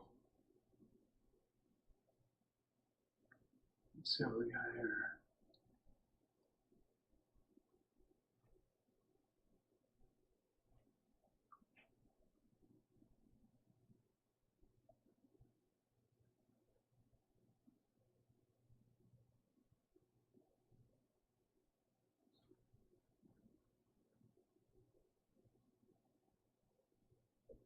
That looks so red up there.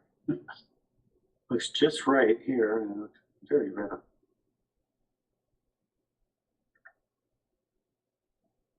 I know, the reds get oversaturated and the darks get too dark.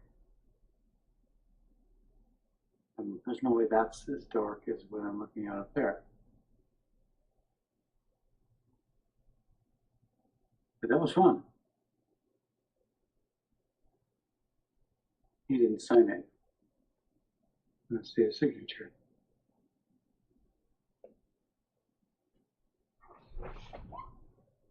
You probably didn't even think much about it after he finished it. Well, it's in a sketchbook probably, so I don't think they sign each one. But oftentimes they'll write, you know, whatever, where it was, and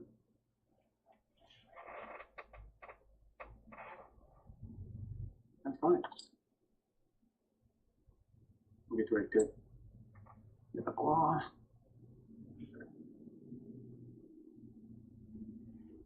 The date.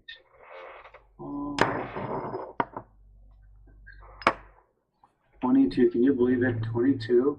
I was just going through my pictures the other day, and I ran across the painting, and it said 2016, and I go, man,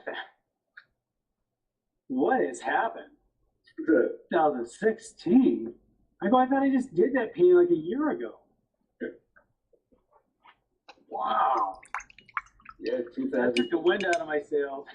2016 was yesterday. Man, I'm telling you, gosh, it goes by fast.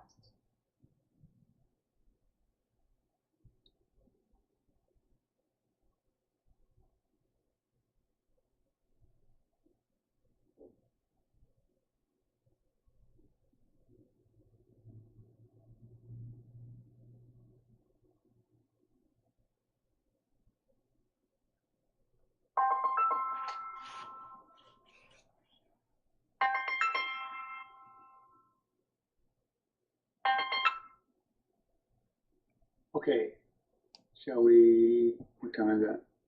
I mean, go ahead and, like, how about 35 here? 11:35?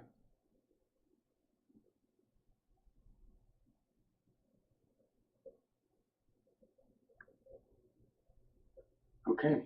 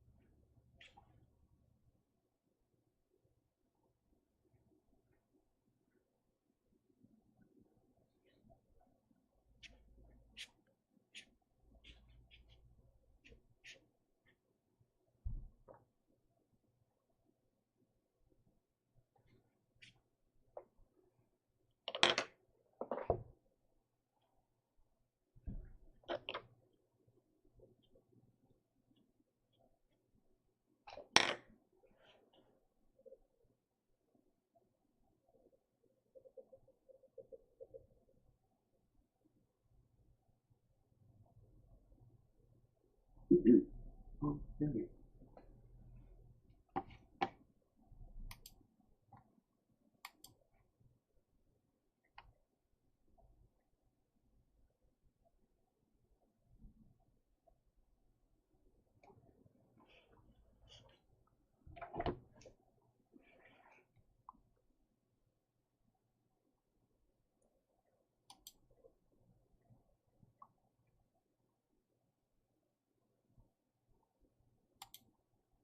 Hey, Lily, that looks great.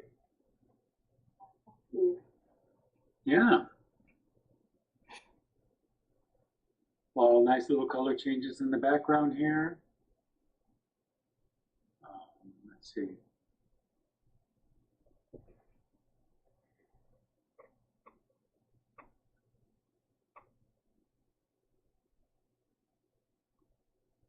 I think it looks fantastic. Really nice master copy. Sometimes in these little areas, like through here, it gets really indescript. You know, there's just not a lot of detail. I'll take a little bit of dry brushing, and it kind of makes it look like it has a lot of detail. You can see he does it. So look for the dry brushing in there. You know, a couple of swipes in there might help you with it. This looks great. I used a smaller paper this time, 9x12, so it was faster and easier to manage. Did you say this is 9x12? No, I'm sorry. It is 9.5 by 5.5, something like that. Smaller than the one I normally use. Yeah. That's probably actually about the size that he worked. Because it's in one of those, I have a moleskin around here somewhere. I can't find it. That's about the proportion. So, yeah. Okay, thank you. Nice work. Yeah. Gail? Yeah, Gail, your technique you usually work in is very good for this painting. And this is exactly what I was just talking about. A little bit of the dry brushing just looks like a whole bunch of stuff. You see some really good watercolorists will dry brush areas like that to make it look like there's a lot going on when there really isn't. Not with the brush anyway. Okay, and let's see now. I think, whoops, maybe a little darker here, just to pop this a little bit more. You know, a lot of times when you hit those darks, if it's at all wet around there, it just takes all the dark out of it. Right. And I could say that around, he does have some really little poppy little darks here and there. So, you know, after it dries, just maybe tap a couple of those in there. They can really help. I mean, all this looks great though. It's fantastic. And you also really caught the motion of it. You know, all of the. He does that in all of his paintings. He's just a very whimsical, you know, curvilinear artist, I guess. That's the word. Nice darks, really nice darks in here, yeah. What was that? It was a good selection this week. Good painting. Good. Yeah. Thank you. All right. Thank you, Gail. And let's go. You couldn't help it. You had to go on the other paper, huh? Now it's pretty tough to dry brush on this paper, but you're getting texture in another way. Oh yes, it's mineral paper. Yeah. And the way on this paper to make things look like there's a lot going on when they're, you know, you just overlap little puddles like this. Mm-hmm. You can get a really cool look. Yeah, this is great. Wow. just again, you know, if you need to smack some darks in there, wait till it's all dry and then come back into some of these dark areas. I think there's a dark way up in here or something, but yeah, it might take it a couple of hours though. Right. Yeah, I did smack a few times. Yeah. You know, yeah, but it just, you know. You smacked a few times? A few times in the foreground. Yeah. In the dark part. Look at this yellow right here is going to be such a nice little puddle. Look at that. I use a little bit of white even. Oh, yeah, you did, huh? I didn't. Yeah. See, I like the way that looks. It's kind of ghostly. You can see through it. You can see the background through it. And you're getting the reverse happening. The light happens around the outside of the puddle, right? Because it's it all to the outside edge. In the same way, you're getting the dark line around the light puddle here because it's pushing it up to the outside edge. So I love the overlapping of the duality. Very luminous too. Yeah. How big is this? This is what is it? It's just like the same size as you use. This is 10 by 14. Yeah. Yeah. Nice. All right. Thank you, Mitsuko. And Rob, I have a little dome on the background. I think that I just didn't notice until I changed it. Dome on the. Oh, here. Yeah. I didn't even notice that either. Yeah, but I may leave it there. You know, it's weird. I think I know, huh? Right? Because it's tangible. Yeah. No, but I mean, I when I look at these paintings, I don't really go into details. I oversee them. So it's funny how that didn't even stand out to me. Oh, I like his sketching a lot. Yeah, he's a big sketcher. I found a webpage on him where it's just his sketches, and I thought, wow. Oh, really? Guy just draws like crazy. Yeah. Right. Even like the people, how he describes. Oh yeah. Yeah. This was just landscapes, but yeah, he draws people like nuts. Yeah. Okay. Thank you so much. Thank you. And back here. There's Henry. Hi, Rob. On the silk again. No, this is on rice paper. Okay. Unsized rice paper. I dry mounted it in the middle of the painting and added the darks after the washes. When I dry mount, I actually dry the paper as well with the iron. Right. Yeah. And the process is recorded on YouTube, so you can watch. Others can watch that. I see your stuff on Facebook. I love to watch your little demos. Thank you. And now you're taking the liberty of coming back and just contouring things with a little bit of line. I did the ink first with the brush, actually. The ink drawing was done first. Oh, okay. And then I colored it, following the Sumier's approach. But I like how you're doing the master copy, but keeping a lot of your own style into it. You know, I mean. Yeah, this painting appears to me. I think just fine. Yeah, this painting almost looked like where I live to begin with, the environment. I mean, those cactus or whatever, those oh, really? aloes, yeah, the hills here in Roland Heights. Right. Yeah, looks very like my neighborhood. And also the style, it looked like Oriental painting. Really enjoyed it. Yeah. The purple on the back, is that too dark? I just noticed that. Well, it gets pretty dark behind them. I noticed he gets the values behind the structure get a little dark. I get mine pretty dark too, and it makes the structure stand out more. So Okay, that's okay.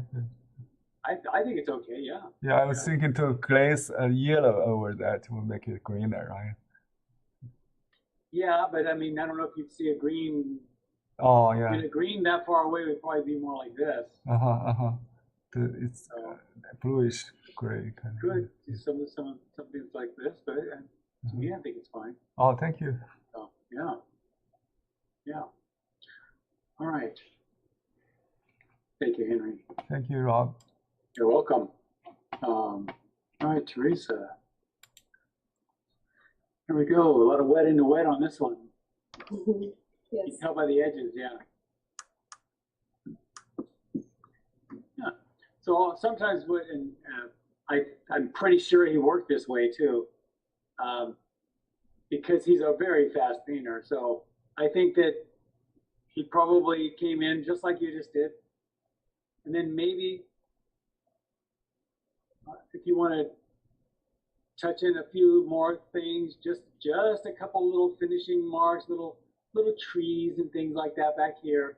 Maybe even a little bit of dry brushing. It's up to you. And then, yeah, any other kind of marks you want to make in here would be fine, but it looks pretty darn good. Any sort of detail. Also, I actually went back and drew back into it because you can really see his drawing. So I probably should have paid a little bit more attention to his drawing and push that, because that's a big thing in art, to really show off the drawing. It's a thing in modern art to look at artists like him that are showing off the drawing and then incorporating it in their art. So, yeah. Okay. Yeah. Yeah. All right. Thank you very much. Thank you. You're welcome. All right, Diane. Hey. You're a big sketcher too. I think it came out kind of dark. I mean, when I took the photo, I probably should have took it under better light, but I don't know. Yeah, or you can just brighten it up on your. Yeah. I tried to send it really quickly and I didn't adjust it or anything. So. Well, you can tell by the whites on it that it's not like if I come back here with white. Yeah. I actually put a wash, a warm wash over the sky and the ground part, because when I looked at the photo of his painting, the white in the back shows up. So it looks, you know what I'm saying? It's like the white would not be white of his buildings if he didn't have some sort of a wash in the background, unless he used gouache. But I didn't use any gouache. I used the white of the paper for the building. Okay, that makes sense. I used the white of the paper for the buildings, and I put a really, you know, it doesn't even show up very well, but yeah, you can kind of see a little difference, right, between the sky and the building. Yeah. And the building definitely looks cooler and lighter. Yeah, that's the white of the paper. Yeah, that's the white.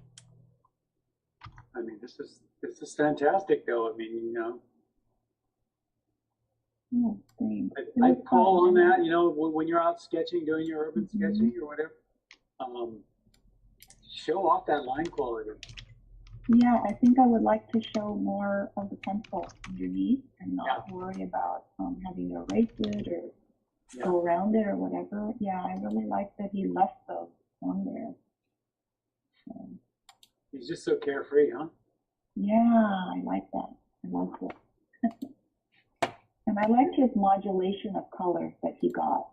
So yes, he does. He got a lot of. You got it pretty darn good there too, but you're going through that yellow. What was that? Yeah, this was kind of my takeaway today. Was not only the pencil work, but just the modulation that he got in his colors. There's nothing really solid.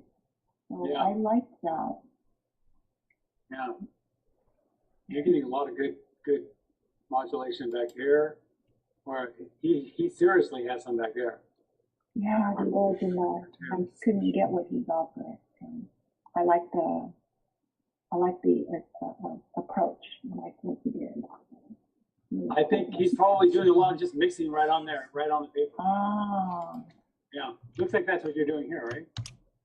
Kind of. I kind of just dropped color in when Yeah. it was wet. I just kind of took another brush and just kind of dropped the color in while it was drying. So that's why there's some blooms and things going on, but that's okay. Yeah, yeah. I know he had some a big bloom right back here. Yeah, well. Anyway. All right. Thank you. Thank you. All right. Let's go on to Lisa's place here now. What'd you think, Lisa?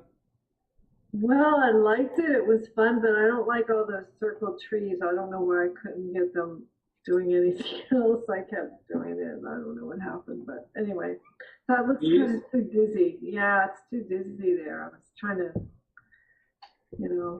compared to the left side, and it looks. Well, his do get kind of circular, yeah. Yeah, too circular. So I got to work on that. I think it's fun to look at, though. Really? Yeah, it is. It's nice. Oh, Nice okay. color. You always have nice color. Oh, thank you. Yeah. Thank you very much. Yeah, it was a great exercise. Yeah, it's, let's see. Yeah, nice looking color. I don't really see you doing any dry brushing. There's not a whole lot of dry brushing in this painting. He does a little bit through here, but there's not a whole lot in the painting. I was getting kind of. Got it pretty Oh, good. go ahead. I'm sorry. I was getting kind of too blobby at the bottom, so I took a credit card. I don't know if you could see it. And I scraped some, right in through there on some of them, yeah. Because it was getting just too blobby and not enough definition. So I think it helped a bit. Yeah, I think he's actually getting a little definition from his pencil line, and then he's also coming back in with a little bit of line here and there, and getting a little bit of definition that way as well. Mm-hmm. But no, I'd say pretty nice looking copy here. Oh, thank you. Yeah. I got a good teacher. Yeah, you sure do. All right, thank you. Thank you. You're welcome. And here we go. Helen? What do you think, Helen? It's pretty good. It was fun. My perspective a little off. My left side is too high a little bit. There? The rest, yeah, looks like in the valley. Okay, that's okay. Right, it's probably be, a little bit more down. Yeah, this will be match the picture, the photo. I always say, as long as you see it, then it's just a matter of time. And we really push things in here. With the video and also the demos and everything. What do you call it? My little color notes, and we don't really actually have a lot of time. One thing you learned very well today, though, is I can see that you have these, like we were talking about modulating the color. How you have this. Yeah, I like it. Exactly. That looks really good. Yeah. And I love this on the back. Color. Yeah, mix color on the paper directly. That's how I make that effect. Just like you said, just mix there. And it works, and you totally picked up on that. See, I think it's okay. Maybe you didn't get the drawing perfect. I think if we sat here and spent a long time on the drawing, you would have got that drawing absolutely perfect. The thing is, though, is you get the color and the value and the technique. I see some dry brushing. I see some modulation of color in there. Really nice looking color in here. I like how you're taking some liberties with these these more extreme saturated colors. This is great. So I think, you know, all in all, it's a good job. Thank you. No, Good teacher. here's the thing: let's say you're doing your own work, but you know you're allowing yourself to be influenced by other artists, especially masters. The fact that you didn't place this correctly doesn't really matter. Okay, what matters is that okay, the modulation of the colors really does matter, because that's